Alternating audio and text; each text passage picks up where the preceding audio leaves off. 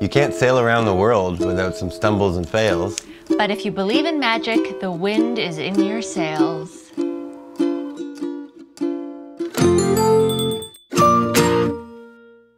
Hi everyone, and welcome back to Hit or Miss Hallmark Movie Reviews. I'm Daniela. And I'm John. Please don't forget to like, share, and subscribe to the channel.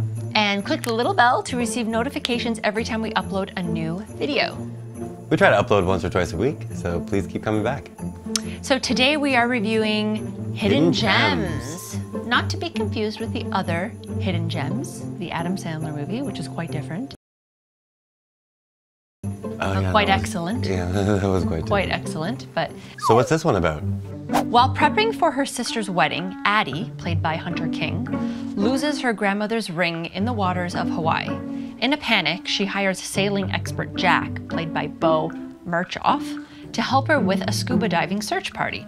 It's a long shot, but as they sweep the ocean floor hoping to catch a glimpse of the precious family heirloom, Addie's love of the sea is reignited, opening her up to romance in her real life. So what do we think of this? Finalmente! What does that mean? Finally! You know, yeah. We have something that I actually liked. Thought this was very sweet. I thought it was very charming. It looked absolutely beautiful since it was all filmed in Hawaii. Yeah, it's kind of easy. Every frame was sunny and warm. It looked like a postcard. It was beautiful. Yeah, it was very beautiful. And that really lent to me liking it. Definitely the cinematography and the shots. And the story itself was quite unique, I would say. Yeah, it felt like it hit all the little hallmarks that you wanted to, and it felt homey, but again, it kind of felt like more of a rom-com or like a real movie. Like Definitely. It wasn't cheesy really at all. There was like just a few throw-ins. Yeah, I know. Cheesy definitely doesn't come to mind with this one. It definitely felt like more of a Hollywood or like a Netflix rom-com, I think. Yeah. You know?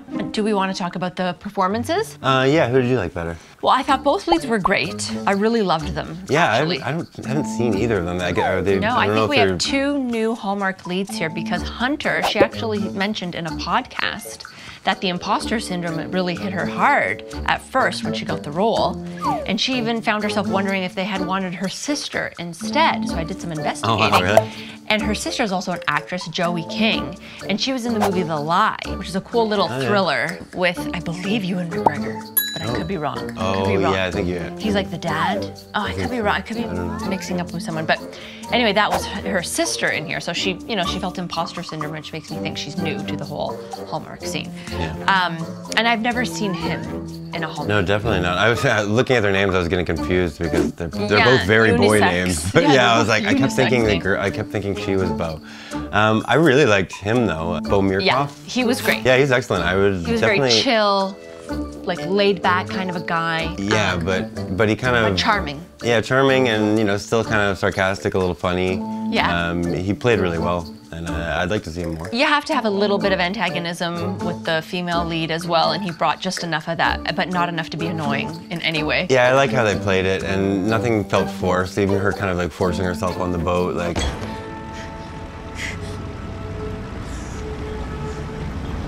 I did not expect that. Everything felt natural. The chemistry was great. The chemistry was fantastic. It progressed very naturally, and the relationship kind of built like almost in a realistic kind of way, right? Yeah, it wasn't very realistic. Full-blown I love you. When people are on vacation and you kind of suspend the disbelief, where it's like you're in a different world. Yeah. I was, even getting shades of White Lotus, where the head lady, the Asian lady at the resort, who was kind of just trying to keep everything cool the whole time. And she was a great comic relief as well. Yeah, it definitely had like remnants of that White Lotus, only because I guess they were in Hawaii, so the setting was exactly the same. Yeah, I guess all movies like that. There's another Hawaii one coming up soon too. That's true, yes, and I'm very excited about that one. Ryan Peavy, Ashley Williams. That's gonna be a great one for sure. But yeah, so I don't know if one particular lead stood out more for me. I thought they were equally great and believable. And yeah, they came together. sweet. They came together to deliver a solid performance together. If I had to pick, I'd probably say I liked him a little better. Yeah, I think maybe he edges her out slightly. It was just nice to see new faces. Yeah. I know we always like the familiar faces because it's comfortable and it's, you know, what we're familiar with. I'm sure we'll see them again. But these two pulled it off, so it was great to kind of see that. So nitpicky. Nitpicky, do we have any nitpicky? Yeah, I had one. Okay. I just thought, like, why would you do yoga on a surfboard in the middle of the water with a precious family heirloom on your finger? Because she never takes it off. I know she said that, she never takes it off. I just feel like if it means so much to you, you really would keep it safe back in the hotel somewhere. Yeah, that's fair. I don't know. That works especially for nitpicky. She was always playing with it, right? Yeah, I guess so. It could easily fall, and it did, in the water, in the ocean. Like, what are the chances of even finding that? Yeah, and you'd think, I guess if you're in the water, you'd be constantly looking at your hand to make sure you still had it on. I mean, I know I would if I was still wearing it. Yeah, so that was just a little nitpicky. I mean, you gotta look for something. Yeah, so let's talk a little bit about the writer and director. So the writer here is Brooke Durham. So some other writing credits include Project Christmas Wish, Christmas Incorporated, Date with Love, which is one with one of our faves, Andrew W. Walker. And then I could be wrong here, because it wasn't entirely clear on the IMDb. I wasn't sure if it was under producer or writer, director, but The Bodyguard. Yeah, I saw that. I mean, that's 1992, and there was such a huge gap between like her next thing. I know, so but did she write The Bodyguard, which was made into a movie with Kevin Costner? I don't think that was a writing credit. I think it's probably like a junior producer or something. That's what I was saying. If you look at the time frame, that was 92. Or she was like a staff assistant or something. I wasn't sure. I looked up in the IMDb too, and I couldn't find it. I would have had to go through all the credits for. Well, she's associated.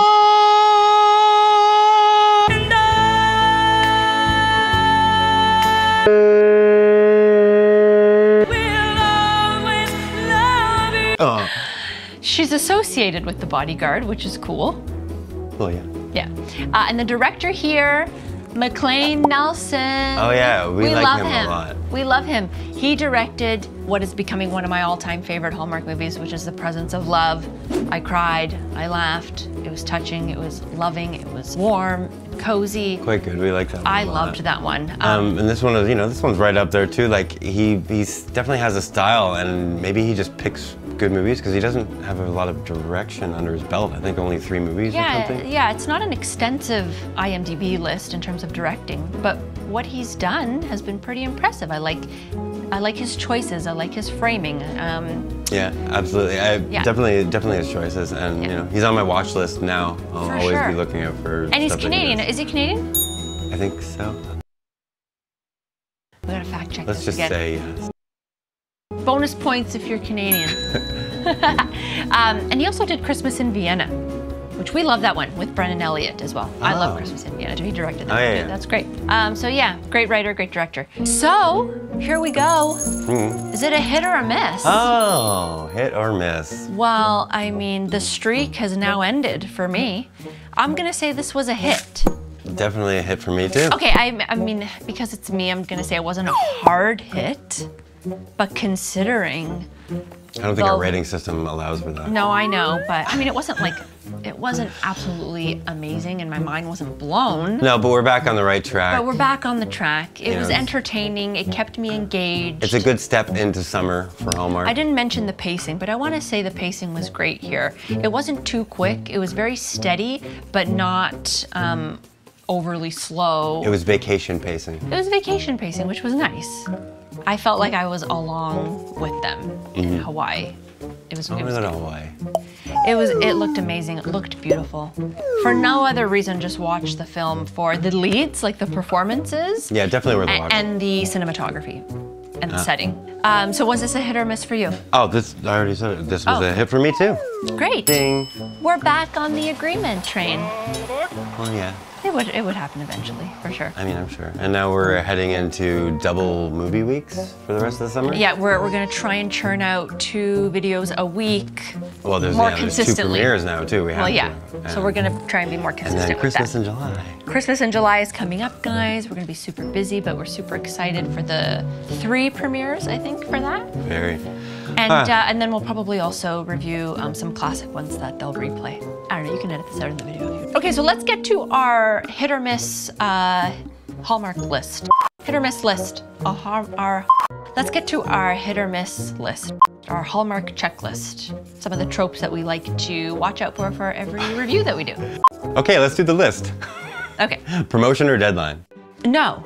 Well, I mean, was there a deadline to find the ring? Not really. yeah, because there was a deadline because she had to leave in a week. I guess, but I'm gonna say no on that. I don't think that's a real deadline. Also, she got promoted to... She did become 50-50 partner with her sister's designing. But she didn't end up taking it.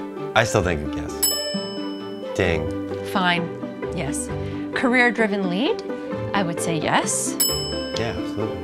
But it was just for a different kind of career. Yeah, she was still driven, and she was was driven enough to change her career mid-vacation. Well, it was also not really career, but education-driven lead, I would say. She wants to go back to school, right? Semantics. Semantics. A big misunderstanding. I don't think so. No. This was pretty straight ahead. Yeah. Yeah. A change of heart. I also don't think so. I mean, the guy at the end who returns the ring? No, he got paid off. Yeah, he got paid off. So. No, I feel like change of heart is always there, so it was there because, Jack. Yeah, but it's not like she was totally not into being with him right off the bat. She just was cautious, as they all are. No, but he had a change of heart maybe and put a little more effort into it once he realized he liked her, I guess. He changed his plans, that's for sure, in a big time way. I mean, that's definitely a change of heart. Fine, let's do ding. I'm a little iffy on that. Plus, she had a change of heart wanting to work with her sister and all, It's That's always, true. That one's always gonna ding. So, I can see that one. I can see the change of heart with the sister's business. I can see that. Someone gets dumped, fired, or dies. No. Second romance subplot. I would say yes, the sister and her husband. And that was pretty central. Yeah. I guess. Proposal or wedding? Same thing. It's the sister that got married, so we see a full-on ceremony here. Although it's nicely cut up and the fades in and out were a nice way to kind of show it. Quick wedding montage. Yeah, quick wedding montage. Travel issues. Well, he no longer is going to be doing his world trip. No, they're gonna do it together. That's not a travel issue. No, I know. But it's a disruption in his travel plans. Fine. Selling the house, business, farm, boat. Hey, he sells the boat. No. No, he doesn't. He just gives the money. Oh my God. That's right. Big city, small town transition. No, this is all pretty much Hawaii. And a very little bit in the town that they were from, but I don't think it was. The almost kiss. No, they went straight for it. They're phasing this out, guys. They're definitely phasing this out. It still has a home in those cheesy. I think the Almost Kissed always has to be in a Christmas movie at this point. I'm hoping I see that in some of the Christmas movies, just because nostalgic. It's not going away, but it's just. Okay, last one. Oh, mad dash to the airport. Let's go get her. Yes, but it was her doing that. Yeah, coming back to the boat. I guess so. I mean, I thought he was gonna rush to the airport and. You had a different kind of ending in mind. Yeah, I always want them to rush to the airport and then propose. Right. And he had a ring with him already that he paid for. That's true. That would have been nice to see that, but I actually liked that it was her that came back to be with him. I thought that was nice, and the ending was very sweet. I knew it was. This one left us feeling warm and fuzzy. It was very sweet and very charming, and definitely an improvement from the last 3 or 4 that we've seen. Yeah. So we're going in the right direction. Hopefully it continues. But let us know what you guys thought. Did you watch this one? Was it a hit or miss for you? Was it a hidden gem or a rock in your pocket? Exactly. Nice. Thank you so much as always, guys. Thank you for the support, and we'll see you very soon. Next episode. Bye. Bye.